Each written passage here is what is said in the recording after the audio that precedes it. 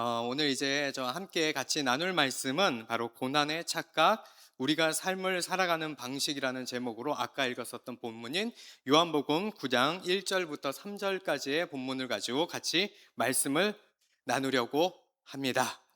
그러기 전에 여러분, 우리 옆 사람과 한번 인사해 볼까요? 할렐루야, 예수님의 이름으로 사랑합니다.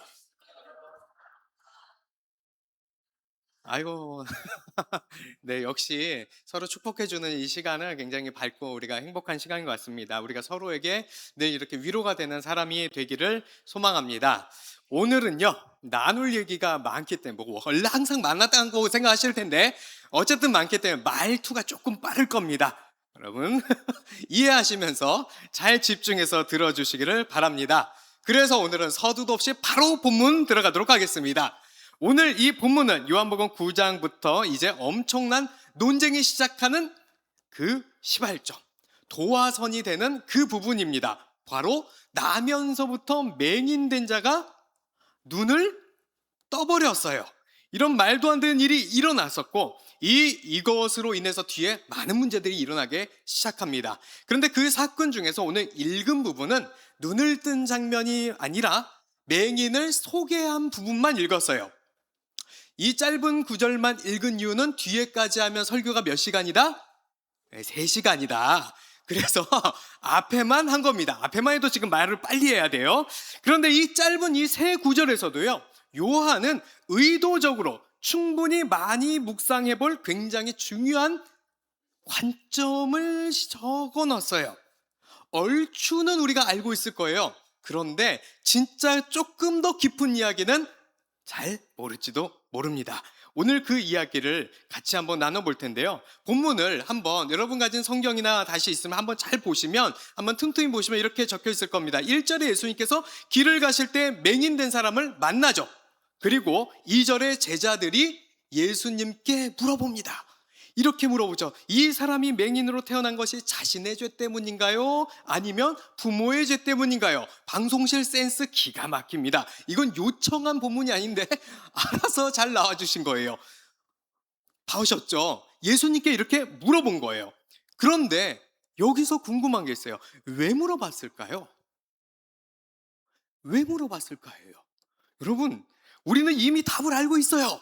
그렇기 때문에 이 제자들이 굉장히 어리석은 질문을 한 것이라고 생각할지 모르겠지만, 사실 당시 유대인들에게는요, 이게 화제였어요. 뭐가 화제냐? 치열한 논쟁이었습니다. 바로 모태에서도 죄를 지을 수가 있느냐, 아니면 모태에서는 죄를 지을 수 없느냐의 치열한 신학적 싸움이 있었다는 것입니다. 그러니까 이 맹인이 된 거는 무조건 죄의 결과는 맞는데, 이 죄 때문에 맹인이 된 건 이제 당연하고 의심도 없는데, 문제는 도대체 이 죄를 언제 지었냐는 거예요. 진짜 문제가 태어나면서부터 맹인이 돼버렸는데, 아니 죄를 지을 시간이 언제 있었어요? 그래서 문제인 겁니다. 그렇다면 대체 이 사람을 죄는 언제 지었는가? 태어날 때 이미 맹인이었으니까 태어나기 이전인 엄마 뱃속, 모태에서 죄를 지은 것이다 라고 주장하는 것이 나올 수밖에 없는 것이고, 또 하나는 반대로 동의하지 않는 자들이, 야, 말이 되냐, 아니 엄마 뱃속에서 태어나지도 않은 애가 죄를 짓는다는 건 말이 안 되지 라고 하는 반대 주장을 하는 사람입니다. 그러면 그 반대 주장하는 사람들에게, 모태에서 죄를 지을 수 없다라고 했던 사람들에게는 자연스럽게 하나의 질문이 따라올 수밖에 없습니다. 도대체 이 사람은 왜 맹인으로 태어났는가요? 거기에 대한 해답이 바로, 이 자신이 모태에서는 죄를 지을 수 없지만 누가 죄를 진 거예요? 부모가 죄를 지었기 때문에 부모가 그런 자녀를 얻은 것이다 라고 하며 싸웠던 논쟁이 바로 그때입니다. 그러니까 지금 이 제자들의 질문은 단순히 누구의 죄냐라는 것이 궁금한 것이 아니라, 모태에서 죄를 지을 수 있느냐 없느냐, 그 논쟁의 답이 어느 쪽이 맞는 건지 예수님께 진심으로 궁금해서 물어본 거예요. 이해가 가세요? 웃으시는 거 보니까 이해가 가시겠죠? 다시 되돌아갈 시간이 없습니다. 그냥 잘 들어서 외우셔야 됩니다. 나중에 유튜브를 통해서 확인해 보시면 되겠습니다. 그 치열하게 모태에서 죄를 지을 수 있는가 없는가로 싸우는 그 가운데 예수님께서 대답하셨을 때 어떻게 대답하셨나요? 그 질문에는 대답을 안 하십니다. 평소 하시던 대로 또 이상한 대답을 하신 것이죠. 모태에서 죄를 지을 수 있는지 없는지를 말해야 되는데 그게 아니라 맹인된 이유가 죄 때문 자체가 아닌데 도대체 누구의 죄인지 어디에서 죄를 지은 건지 어떻게 답을 하라는 거냐. 이건 질문 자체가 잘못된 거다 라고 지적하신 것이 예수님의 대답인 거예요. 이것은 당시 유대인들에게 얼마나 충격적이었는지 여러분들 표정을 보니까 전혀 감이 안 오시는 것 같아요. 그래서 비유를 들어보도록 하겠습니다. 자, 여러분 질문을 한 거예요. 여러분 지구가 도는 지동설이 맞습니까? 아니면 하늘이 도는 청동설이 맞습니까? 무엇이 맞아요? 그쵸, 지금 다 지동설이라고 하죠. 왜 이게 굳이 뭐 천동설 해야 되나 고민 안 해도 돼요. 지동설이 맞다라고 생각하잖아요. 그런데 예수님께서 이런 식으로 대답을 하신 거예요. 정답은 지구도 안 돌고 하늘도 안 돌고 사실은 다 하늘이 LED 전광판이었다.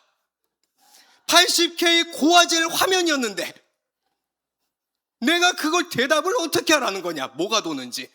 지금 거의 뭐 이런 식의, 여러분 어때요? 이런 대답을 해주신 학자가 나와서 이런 대답을 한다면요? 이게 뭔 황당한 헛소리냐.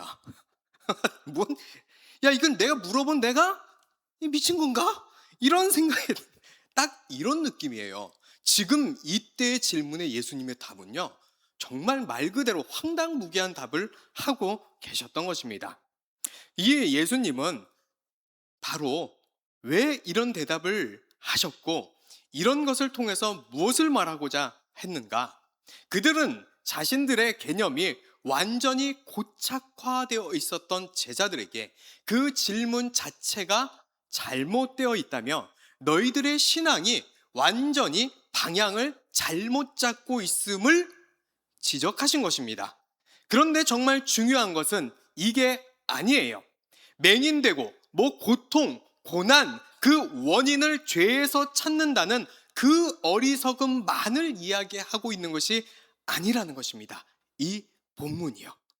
이후에 펼쳐지는 이야기들의 전개를 통해서 알 수 있듯이요, 유대인들은 항상 이렇게 생각했습니다. 자신들이 이해할 수 있는 어떤 신앙의 원리가 있다고 생각한 거예요. 그래서 늘 그 위에서, 그 신앙의 원리 위에서 하나님을 이해했다는 것이에요. 요한은 바로 이 이야기를 통해서 유대인들이 자신들이 이해 가능한 어떤 신앙의 원리가 있다고 생각하며 그 신념을, 자기 신념이죠, 신앙이라고 생각하며 살아가고 있음을 폭로하는 것이 바로 지금 오늘 읽은 요한복음 9장 1절에서 3절의 진짜 의미이자 말씀입니다. 바로 우리와 같은 모습이에요. 그것을 지금 지적하고 있는 것입니다. 역시 이렇게 앞에 보면 반응을 한 번씩 살펴보거든요. 이게 우리의 모습이라 그러니까 우리 안 그러는데 우리 다 알아요 하는, 아무도 동의하지 않는 표정을 짓고 제가 이럴 줄 알았어요. 뭐 끄덕끄덕 하시는 거 보니까 아니라고 하는데, 자 그러면 질문 드려보도록 하겠습니다. 자, 기도하면 응답된다 안 된다? 네. 생각해 보세요. 그래서 제가 맨날 주장하는 거예요. 어차피 하고요. 반드시 응답된다. 그리고 그 응답에는 비결이 있는데 끈질기게 하면 된다. 확실하게 믿고 하면 된다. 응답을 받지 못하는 것은 믿음이 부족해서 그런다. 아니, 감사함으로 하나님께 아뢰라고 했는데 이미 받은 걸로 믿고 감사하는 그 기도를 하지 않아서 응답을 받지 못한 것이다. 그래도 안 되면 11금식, 그래도 안 되면 40금식하면 응답이 된다더라. 1000번째 새벽재단, 어떤 기도의 응답과 원리, 신앙의 어떤 원리, 작동하고 있다고 생각해왔잖아요. 똑같잖아요. 유대인이 이거였다는 것이에요. 우리랑 똑같다라는 것을 우리가 먼저 느낄 수 있었으면 좋겠습니다. 바로 그들도 그렇게 생각하며 우리와 같은 생각들을 해내며 고난은 축복이다. 우리가 하는 그 이야기 있잖아요. 우리가 그런 원리로 인해서 이런 이야기들이 나오는 거예요. 고난은 축복이다. 고난이 변하여 반드시 축복이 된다. 어떤 원리로 받아들였던 것처럼 그 유대인들도 그 고난에 대한 자신들의 원리를 가지고 적용하며 신앙생활을 해왔다는 것입니다. 지금도 이렇게 얘기해도 고난이 축복이다, 고난이 축복이 된다라는 이야기를 처음 들어보시는 것 같은 표정을 하고 계시는 분들이 참으로 많이 있는 것 같습니다. 왜 그렇게 가식적이세요? 많이 들어봐 놓고 그럴 때마다 아멘 하는 거 제가 맨날 많이 봤는데요. 그럴 때마다 무슨 생각이 드는 줄 아십니까? 이 고난을 그러면은 축복이 되도록 실천을 해볼까라는 생각이 들어요. 여러분 실천하기 원하십니까? 아멘이라고 하신 분이 있네요. 그러면 옆 사람 한번 보도록 하겠습니다. 얼굴 한번 보시고 옆 사람 얼굴 한번 쳐다보세요. 이렇게 쳐다보시고요. 자, 이제부터 상처를 주는 시간을 갖도록 하겠습니다. 자, 뭐라고 할까요? 못생기셨습니다. 한번 해볼까요? 자, 못생기셨습니다. 잘한다, 하란다고 또 하네. 아니, 이거 안 할 거라고 생각했거든요. 제가 준비한 원문에는 안 할 거라고 반응하고 생각을 했는데 이렇게 할 줄은. 여러분 속에 있는 말씀 평소 하고 싶었는데 목사님이 하라니까 기회다 싶어서 하셨습니까? 자, 이제 여러분들 상처 받으셨으니 여러분 축복이 될 겁니다. 이렇게 기뻐할 줄 알았으면 이제 우리 앞으로 만날 때마다 이렇게 옆 사람 상처 주는 실천을 한번 해보도록 하겠습니다. 자, 여러분 복수의 시간이죠. 저도 축복해 주셔야 되지 않겠습니까? 아까 제가 이 성함을 모르니까 정확하게 한번 여러분 안 하겠습니다. 넘어가고 제가 여러분을 축복하는 것만 하도록 해야 되겠네요. 이거 무서워서 할 수가 없을 것 같아요. 여러분, 이거 그 다음 얘기해야 되는데 말이 안 이어지잖아요. 원래는 제가요 그 다음에 여러분들을 축복하기 위해서 돈을 빌리겠습니다 하려고 했었어요. 한 100억쯤 빌려서 돈을 안 갚고 도망가겠습니다 이러려고 했거든요. 여러분들을 많이 축복하기 위해서. 그래도 목회자인데 요 정도 상처로는 안 되잖아요.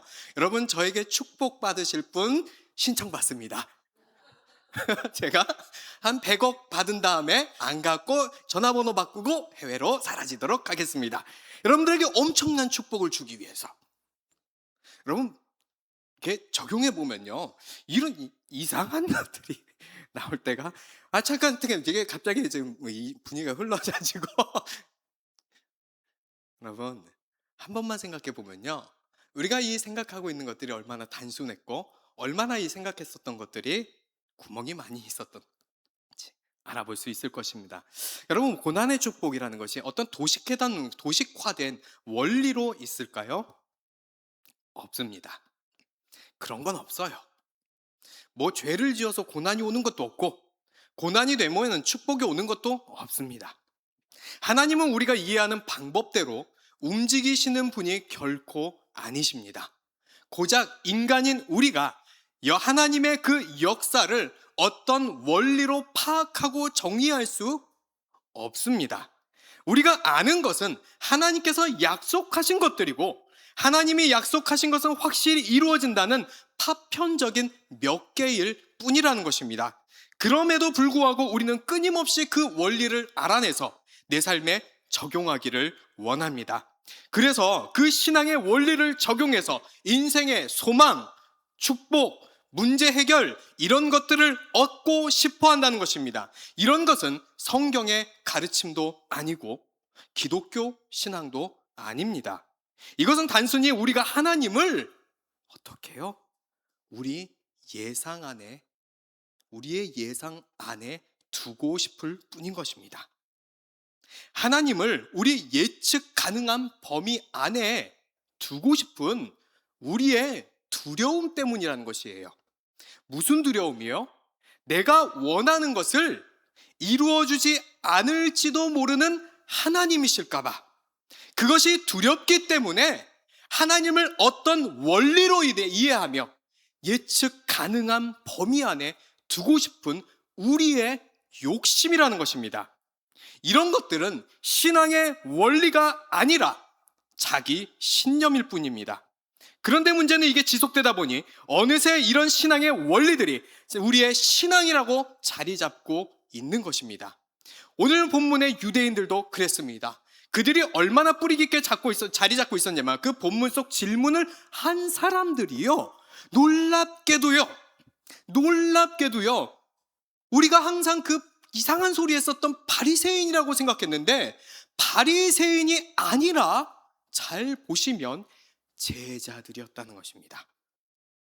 예수님을 따라다니며 배운 제자들, 그 제자들조차도 신앙을 자신들이 이해 가능한 원리야, 어떤 메커니즘이 있다라고 그 생각을 하며, 그 생각 위에, 그 신념 위에 예수님의 가르침을 배우고 받아들이고 이해하려고 하고 있었다는 것입니다. 우리는 다시 말씀드리지만 이런 패턴에서 우리 또한 크게 벗어나지 못하고 있습니다. 무엇을 하면 무엇이 이루어진다, 무엇을 하면 반드시 어떤 일이 일어난다, 이런 원리들을 성경을 통해 발견하고 성경을 통해 배우고, 그래서 적용하여 원하는 것을 이루어내며 살아가기를 원하는 마음이 우리 안에 신앙이라며 생각하고 살아가고 있지는 않을까요? 우리의 인생의 고난에도 어떤 원리나 이유가 있고 결과를 도출해내는 메커니즘이 있다고 생각합니다.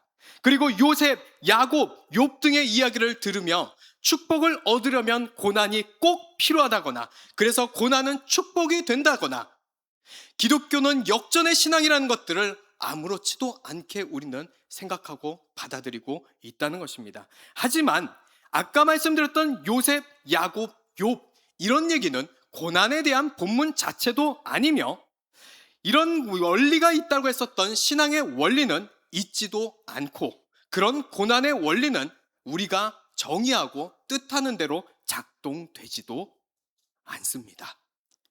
살아봐서 다 아시잖아요. 아니, 이게 뭐가 아닌 것처럼 그러시는데, 이 원리대로 작동되면 우리가 여기 있겠습니까? 크루즈 타고 돌아다니고 있죠. 돈이 막 남아 도는데요, 막. 안 되잖아요. 제가 그렇게 여러분은 돈에 욕심이 없이 기도하고 있다라고 지난번에 주일날 제가 한번 말씀드렸어요. 한 400억만 주님 달라고. 아직도 안 줍니다. 뭐가 적용이 잘못됐는지 모르겠는데 분명히 성경적으로 한 것 같은데 안 주십니다. 이게 안 된다는 것입니다. 우리는 어떤 결과가 도출될 것이라는 원리를 따라 그렇게 성경에 나온 욥과 야곱과 요셉처럼 그런 도출될 원리, 그 논리를 따라 순종하는 자들이 되면 어떤 무언가가 일어난다고 생각하지만, 그들은 결과를 도출하기 위해서 그 고난을 통과하며 순종한 사람들도 아닐 뿐더러, 심지어 성경은요, 순종 때문에 오히려 처참한 죽음을 맞이한 사람들도 많이 나옵니다. 맞아요. 그러니까요, 누군가는 좋은 날이, 그리고 누군가에게는 더 고난이 찾아왔다는 것입니다. 그러니까 고난에는 우리가 이해하는 대로 움직이는 어떤 원리나 메커니즘이 작동되지 않고 있다는 것입니다. 그런데도 우리는 왜 고난이 축복이 된다는 원리가 있는 그런 착각을 하고 있을까요? 보통 그런 논리의 근거는 로마서 5장 3절과 4절과 같은 말씀으로부터 출발하기도 합니다. 로마서 5장 3절과 4절 말씀입니다. 다만 이뿐 아니라 우리가 환난 중에도 즐거워하나니 이는 환난은 인내를, 인내는 연단을, 연단은 소망의 줄 이루는 줄 알미로다 하면서 할렐루야 아멘 하죠.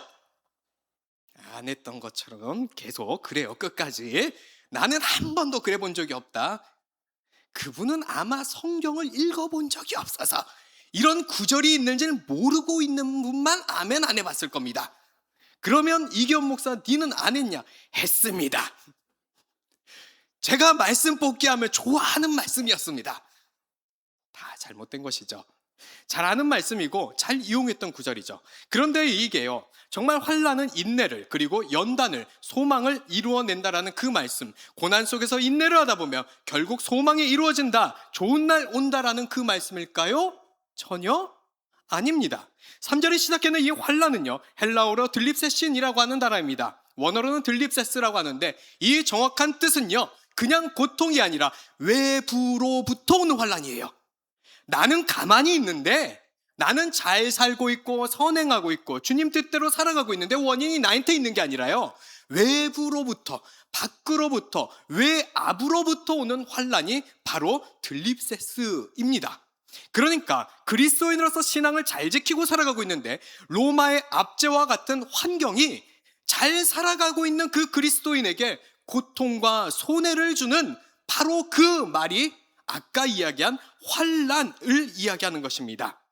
바로 성경이 말하는 고난, 바로 이런 고난을 이야기하고 있는 것이라는 것을 먼저 우리가 생각하며 고난에 접근해야 합니다. 베드로전서 4장 13절부터 16절도 얘기하고 있습니다. 오히려 너희가 그리스도의 고난에 참여하는 것으로 즐거워하라. 이는 그의 영광을 나타내실 때에 너희로 즐거워하고 기뻐하게 하려 함이라. 너희가 그리스도의 이름으로 치욕을 당하면 복 있는 자로다. 영광의 영, 곧 하나님의 영이 너희 위에 계심이라. 너희 중에 누구든지 살인이나 도둑질이나 악행이나 남의 일을 간섭하는 자로 고난을 받지 말려니와, 만일 그리스도인으로 고난을 받으면 부끄러워하지 말고 도리어 그 이름으로 하나님께 영광을 돌리라. 주님 때문에 받는 고난을 말하고 있는 거예요. 혹시 또 이런 걸 가지고 이런 적용하시는 분 있을까 봐 미리 말합니다. 그리스도인 안으로 고난, 신앙생활 하느라 받는 고난, 그러니까 주일에 예수님 예배하러 왔는데 교회 주변에 불법 주차했더니 닥치를 댔다. 나에게 이런 고난이 와도 나는 하나님 앞에 영광이 된다, 이런 생각하면 된다, 안 된다? 안 된다. 그건 그리스도의 이름 때문에 고난을 당하는 게 아니라 그냥 도로교통법을 지키지 않은 것입니다.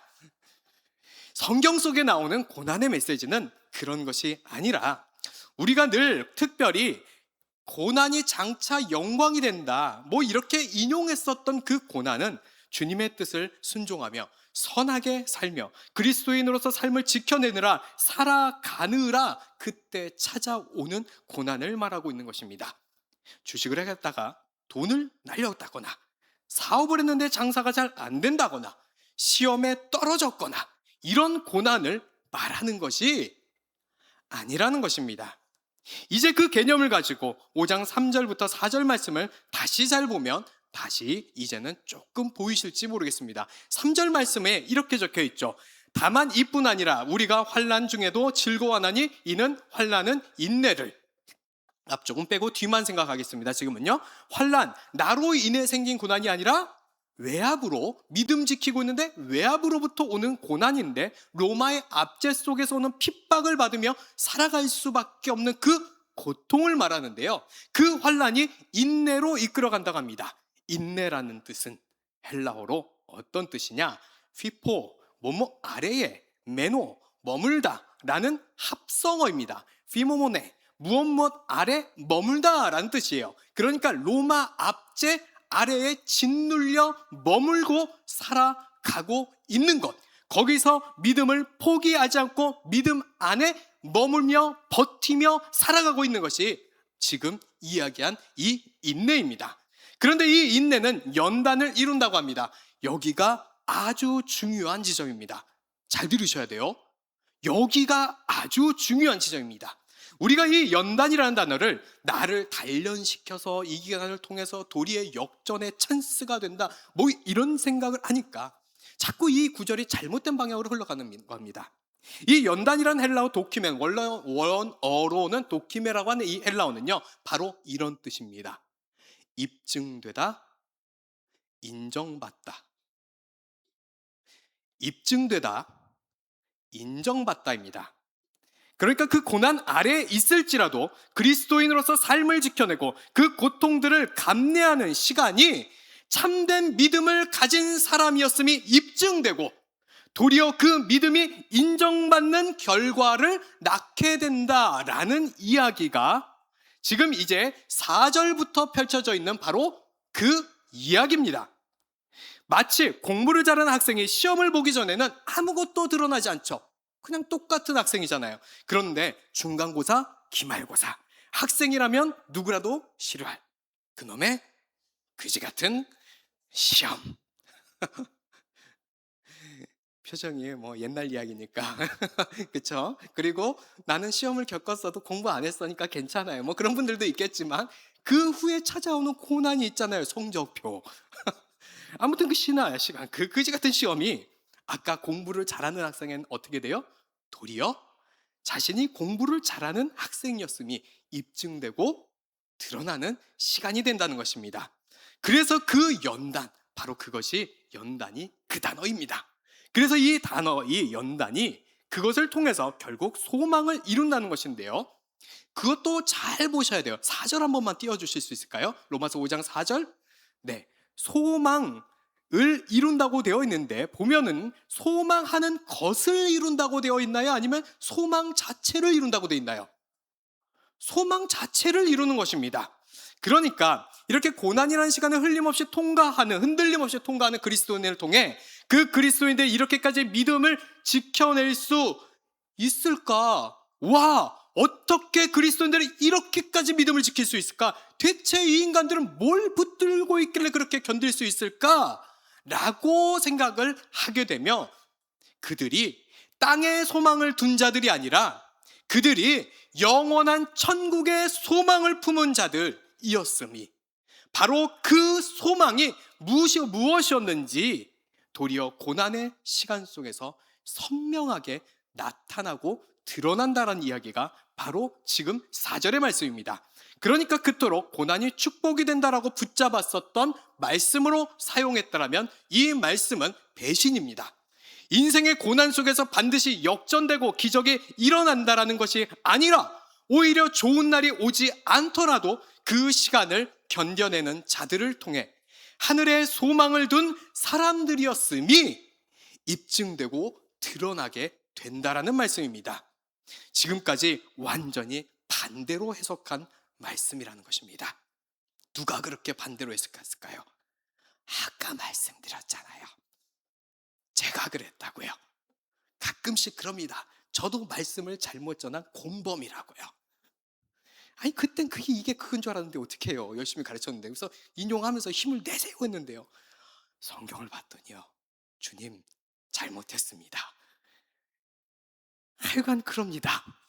뭐 저만 그런 것 같다라는 표정 짓지 마시고 같이 공감 좀 해주면 얼마나 위로가 되고 좋겠습니까?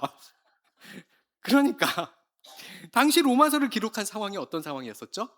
핍박 속에 있었던 상황이었었잖아요. 그때 그리스도를 따른다는 이유 하나만으로 죽음과 그 죽음의 공포와 치욕을 겪으며 살아가야 됐었던 그 신자들에게 믿음을 결코 포기하지 말고 견디고 감당하며 심지어 죽을 일이 있으면 하늘의 소망이 있는 자답게 이 땅에서는 과감하게 믿음을 따라 죽는 결단도 하라는 이야기가 로마서 5장 3절부터 있었던 4절 5절의 말씀입니다. 혹시 아직도 의심을 하는 분들이 계신 것 같이 멍하신 건지 모르겠지만 그러신 분들이 계신 것 같아서 조금 더 다른 말씀도 찾아보도록 하겠습니다. 같은 로마서 안에 분명히 같은 시기에 같은 상황에 같은 메시지를 전하는 바로 똑같은 로마서입니다. 로마서 1장 17절 말씀입니다. 복음에는 하나님의 의가 나타나서 믿음에 이르게 하나니 기록된 바 오직 의인은 믿음으로 말미암아 살리라 함과 같으니라. 이거 가지고 우리가 그쵸? 더 헷갈리는 것 같죠? 우리 찬송도 있잖아요. 오직 의인은 믿음으로 말미암아 살리라 하면서 막 기쁨과 눈물로 우리가 함께 찬양했었던 그 말씀입니다. 또 긴장하고 계시는 분들이 있는 것 같습니다. 빨리 그대로 긴장이 맞다라고 하기 위해서 내용을 진행하도록 하겠습니다. 그러니까 의인은 나 자신으로 대업을 하죠. 여기에서요. 그리고 믿음을 가지면 믿음으로 말미암아 결국 그 믿는 자가 살아나게 된다. 이렇게 파버리니까 기쁨의 노래가 되는 겁니다. 사실 아까 불렀었던 오직 의인은 믿음으로 말미암아 살리라, 이 노래는요 기쁨과 눈물의 찬양이 아니라 조금만 생각해보면 화딱지 나고요, 되게 슬픈 노래입니다. 여러분 알고 계십니까? 이 말씀을 제대로 한번 찾아보도록 하겠습니다. 마지막에 함과 같은 이라 라고 끝났어요. 바울의 말이에요. 그러니까 어떤 것을 상황 속에서 얘기했었던 것을 인용했다는 것이에요. 이미 말한 걸요. 바로 하박국 2장 4절 말씀입니다.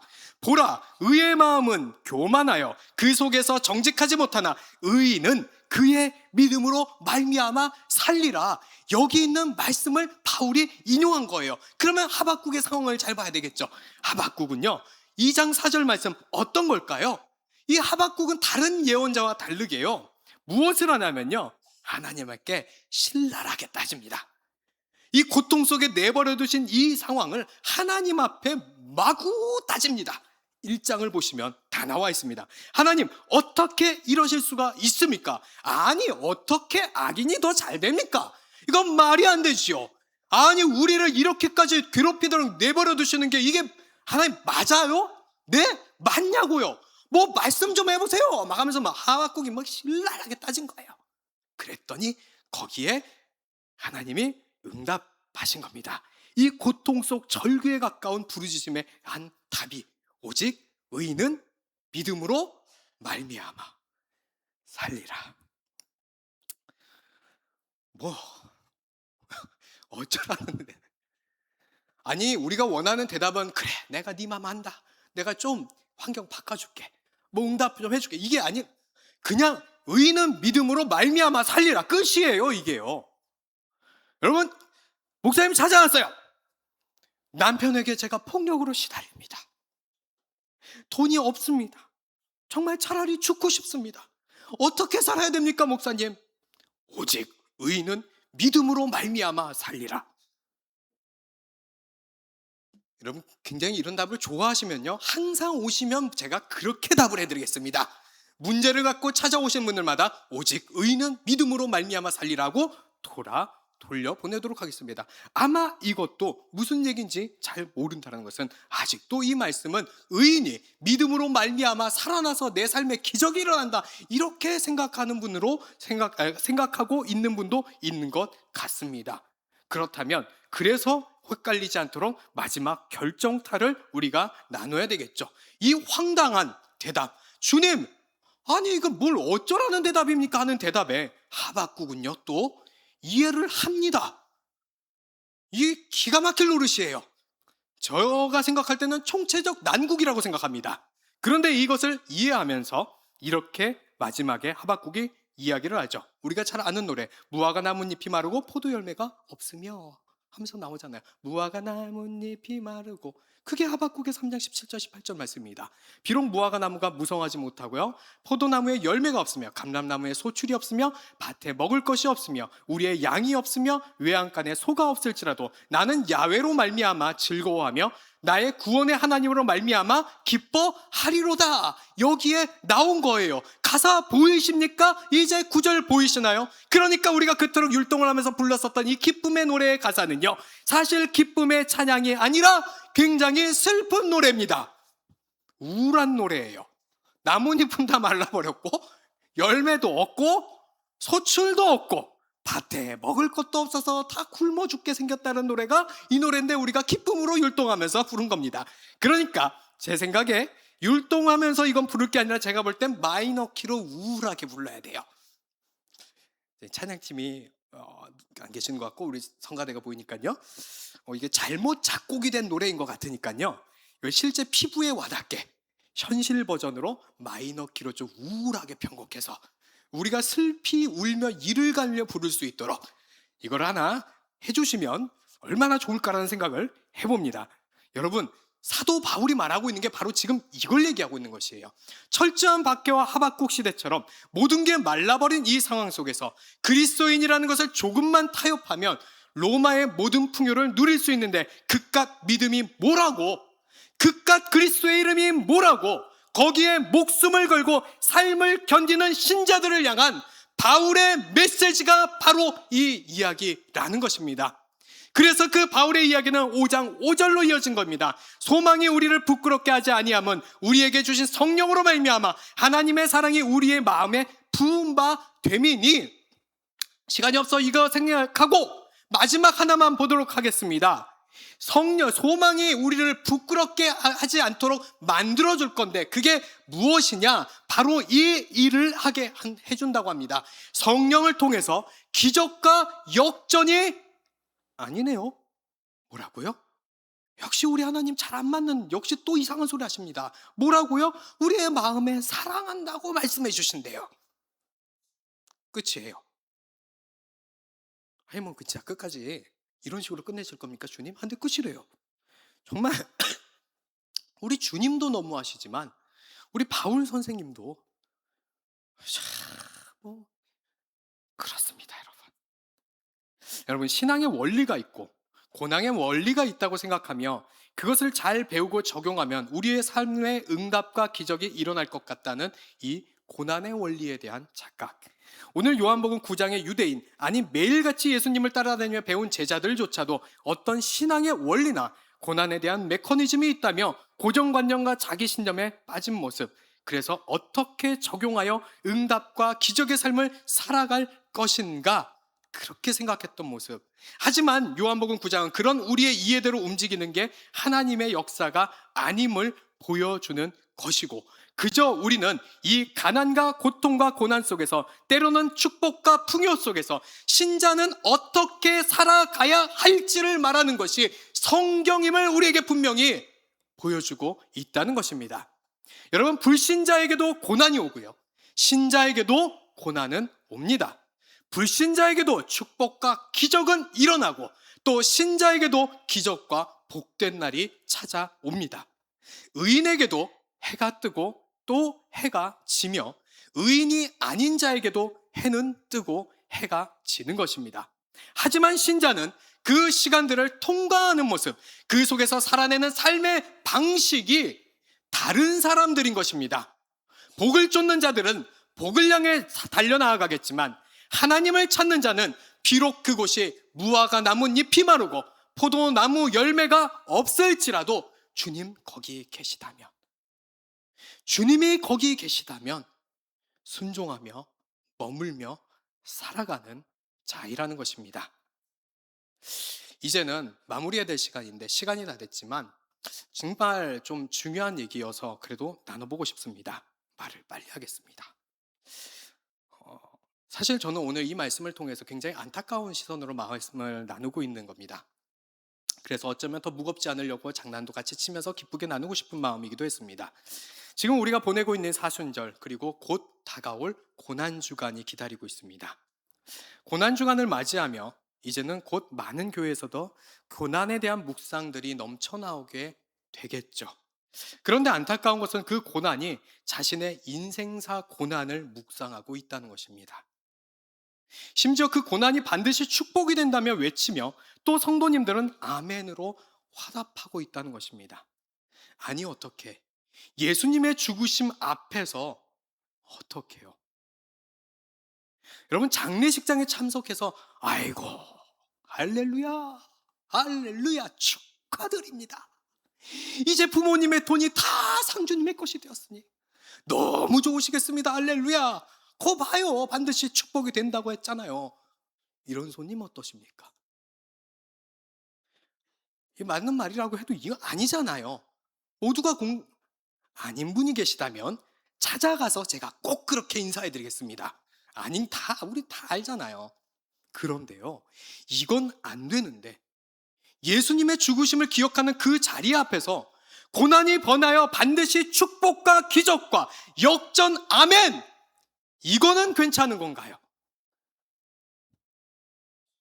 여러분, 고난주간은 도무지 이해할 수 없는 그분의 사랑 때문에 예수님께서 죄인된 우리를, 아니 원수된 우리를 일방적으로 사랑하시고 그런 우리를 위해 십자가에 달려 돌아가신 그 사랑, 그 앞에 몸둘 바 모르는 죄송함 하나하나 기억하면서 기념하고 묵상하는 시간입니다.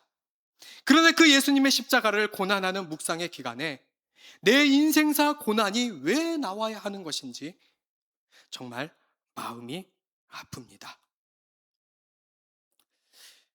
그런 시대를 살아가고 있는 것 같아서 참으로 마음이 아픕니다.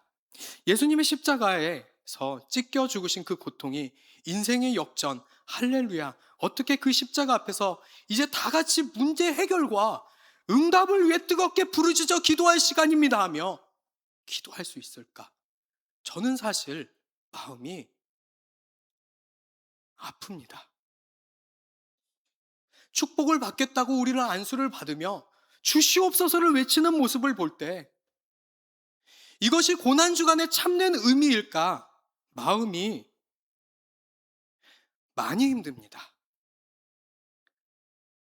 제가 예전에 차를 타고 가다가 분당 쪽을 지나가면서 우리들 교회를 지나가고 있었습니다. 그 교회는요, 큰 그림도 없는 대형 현수막이 하나 걸려 있었습니다. 그 대형 현수막의 내용이 너무 가슴이 뭉클해서 사진도 찍고 정말 주체할 수 없는 감정이 막 올려오면서 그래, 이거라고, 이거라고 했었던 그 기억이 있습니다.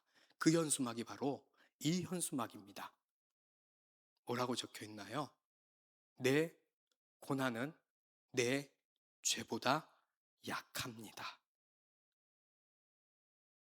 어떻게 교회가 이것을 밖에 크게 걸 수 있었을까요? 예수님의 십자가 고난을 묵상한다고 말은 그렇게 하면서 나의 인생사 고난을 묵상하고 십자가에 달려 피를 쏟으시며 죽어가시는 예수님의 십자가 앞에서 신앙의 원리, 고난의 원리가 있다며 그것을 적용하여 문제 해결, 응답, 기적 주시옵소서, 아멘, 할렐루야. 이렇게 보내지 않았으면 좋겠습니다. 주님, 이 죽어야 할 죄인, 내가 죽었어야 할 죄인인데 여전히 날 사랑하시는 그 하나님의 사랑을 나는 외면한 사람입니다.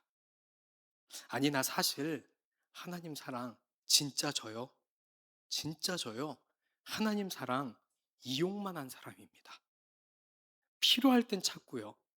사랑의 고백을 해달라는 하나님의 기다림은 외면한 사람입니다. 그런 나인데 예수님은 왜 나를 위해 죽으셨는지 도무지 이해가 가지 않습니다. 비록 내 삶에 이율 모를 고난, 때론 나의 잘못으로 책망받는 고난, 죽을 영혼을 살리셨는데 어떻게 그 고난이 나의 죄보다 크겠습니까? 십자가에 쏟아져 내리는 그 피 앞에서 우리가 무슨 말을 더 할 수 있겠습니까? 주님, 우리가 죄인입니다. 여러분, 곧 다가올 우리의 고난주간은 정말 다시 한번 이 사순절을 준비하고 마음을 준비하면서 예수님의 십자가의 고난을 묵상하며 지냈으면 좋겠습니다.